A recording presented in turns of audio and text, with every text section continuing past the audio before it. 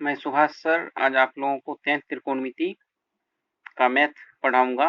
तो हमने 10th त्रिकोणमिति के 1B चैप्टर के 19 के 11 नंबर तक के सॉल्यूशन को हमने कल देखा था। आज हम 20 नंबर के सॉल्यूशन को देखेंगे।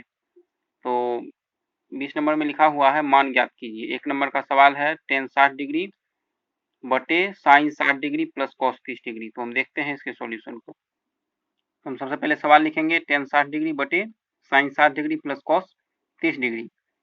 तो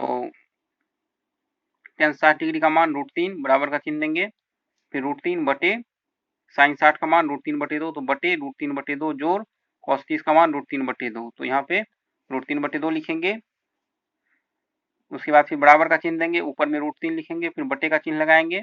यहाँ पर हम 2 का लघुत्तम निकालेंगे, तो यहाँ 2 आएगा, फिर बटे का चिन्ह यहाँ पे लिख के नीचे 2 लिखेंगे, और फिर 2 का लघुत्तम में जब हम भाग करते हैं 2 से 2 में, तो भागफल 1 आएगा, और 1 को हम √3 से गुना करेंगे तो √3 ही होगा। फिर जोड़ का चिन्ह देंगे, फिर 2 से हम 2 में भाग करेंगे, भागफल 1 आएगा, और 1 को √3 से गुना करेंगे तो √3 हो जाएगा। अब हम आगे कैलकुलेशन करते हैं, बराबर का चिन्ह देंगे, फिर ऊपर में √3 लिखा हुआ है तो √3 लिख देंगे, फिर बटे का चिन्ह देंगे, √3 और √3, 2 को √3 हो गया, तो यहाँ पे लिखेंगे 2 √3 और बटे 2। अब यहाँ पे √3 ऊपर में लिखा हुआ है तो हम इसको √3 लिख लेंगे, बटे मीन्स भाग होता है तो भाग को हम गुना में बदलेंगे, तो यहाँ गुना का चिन्ह होगा, और फिर 2 √3 है बटे 2 लिखा हुआ है तो 2 ऊपर चल जाएगा, 2 √3 नीचे आएगा, 2 बटे 2 √3, तो ये √3 और ये √3 कट जाएगा, और ये 2 और ये 2 कट जाएगा, 1 हो जाएगा। इस प्रकार 20 का 1 नंबर का सॉल्यूशन हमको 1 आता है। इस प्रकार 20 का 1 नंबर का हल कंप्लीट होता है।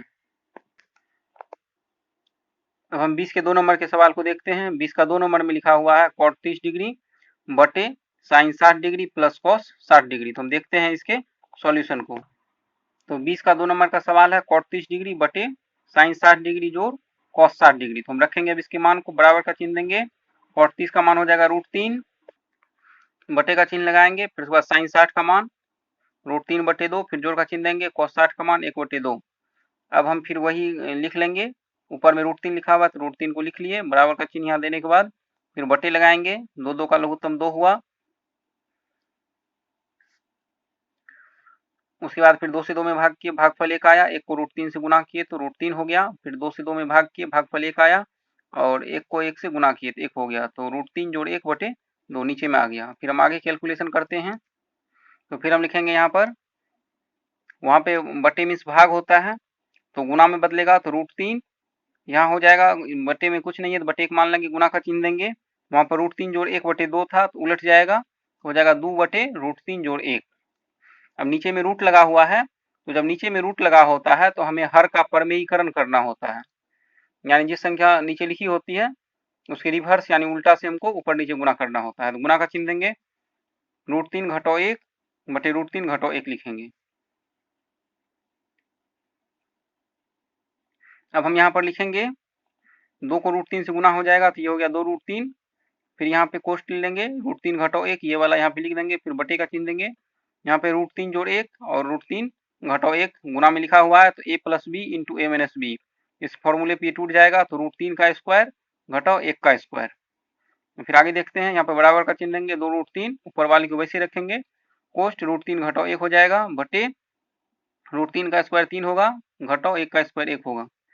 अब हम फिर बराबर का चिन्ह देंगे यहाँ पर, तो इससे हम इसको गुना करेंगे, तो √3 से गुना होगा तो 3 हो जाएगा, यानी 3 दूनी 6 हो जाएगा यहाँ पर, और 3 में से 1 जाएगा, बटे 2 हो जाएगा। इसके बाद फिर हम इसको अलग गुना कर लेते हैं 1 को, तो 2 √3 को -1 से गुना करेंगे तो -2 √3 हो जाएगा, और बटे में 2 हो जाएगा।